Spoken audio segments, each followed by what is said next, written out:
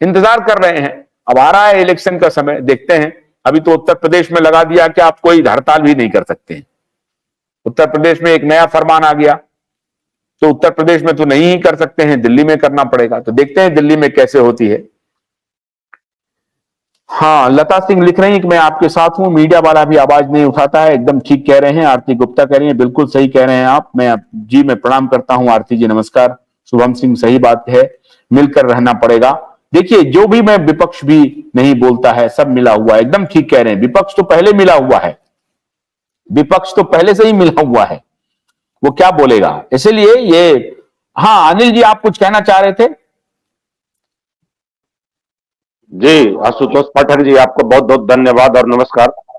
और क्यू5 मीडिया के सभी साथियों को मेरा नमस्कार, और हमारे लाइव डिबेट में नौशाद भाई हैं, और सभी श्रोताओं को मैं नमस्कार करता हूं। जो दर्शक हैं उनको भी मेरा कोटि कोटि नमन है।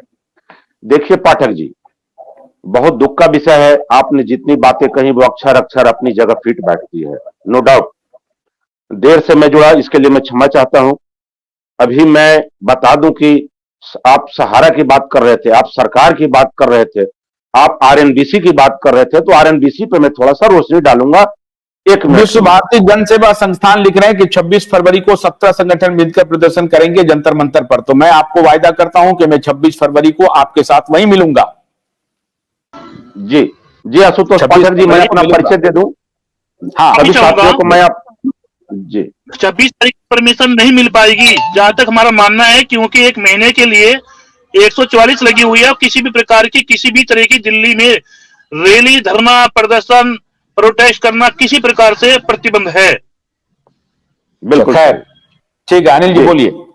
जी मैं बता दूं पाठक सर कि हम और नौशाद भाई जो हैं आज एक ही ऑर्गेनाइजेशन में हैं। मैं विश्व भारती जन सेवा संस्थान का राष्ट्रीय पार्टी प्रवक्ता हूं। मैं बता दूं, अपना परिचय याद आपको करा दूं, हमारे नौशाद भाई भी विश्व भारती जन सेवा संस्थान में ही हैं, जो हमारे बगल में बैठे हुए हैं। हमसे पहले वो डिबेट में शामिल थे, जिनका नाम आप शायद मिस्टेक से नदीम भाई कह रहे थे।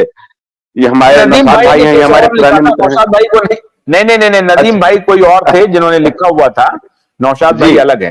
हाँ, नौशाद भाई को मैं जानता हूं, अच्छे से जानता हूं। जी जी, बहुत अच्छी बात सर।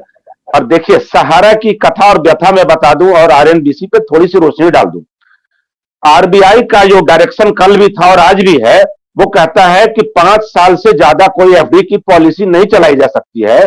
2010 और उससे पहले सहारा मैनेजमेंट 1978 से धीरे धीरे कई संस्थाओं का वो काम करता रहा। मैन्युफैक्चरिंग में गया, गारमेंट्स में गया, फिर ये पारा बैंकिंग, नॉन बैंकिंग सेक्टर में गया, तो कई पॉलिसियों को लाया सहारा मैनेजमेंट ने, जो सहारा ग्रुप ऑफ जो मैनेजमेंट आप कहें।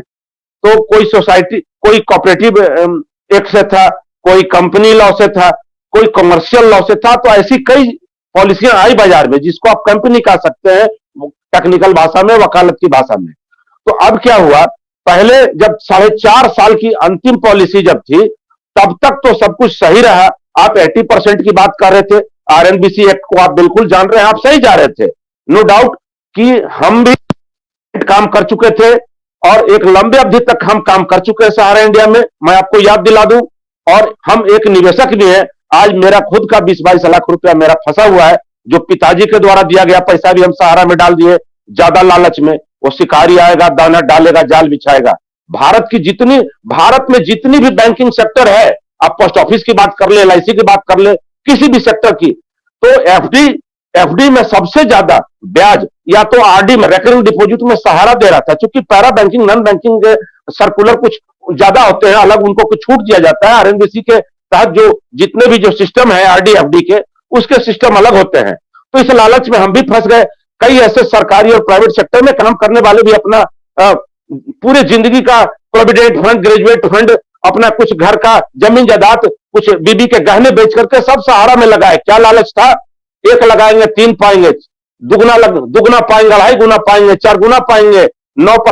9% से 9.5% तो कम से कम सामान्य शेयरिंग वाले में जो आरडी होती थी, उसमें जो मंथली और डेली में। भोलानाथ का ब्रश कटर एक बैटरी से चलने वाली मशीन है, जिसका चार्जिंग समय 3.5 घंटे है। इसे हम 6 से 8 घंटे बिना रुके चला सकते हैं। एक बार चार्ज करने पर ये 16,000 स्क्वायर फीट गेहूं, चावल, बजरा, जोवर के खेत काट सकता है, जबकि इसी कार्य को पेट्रोल ब्रश कटर 1000 रुपए पेट्रोल का खर्चा करता है।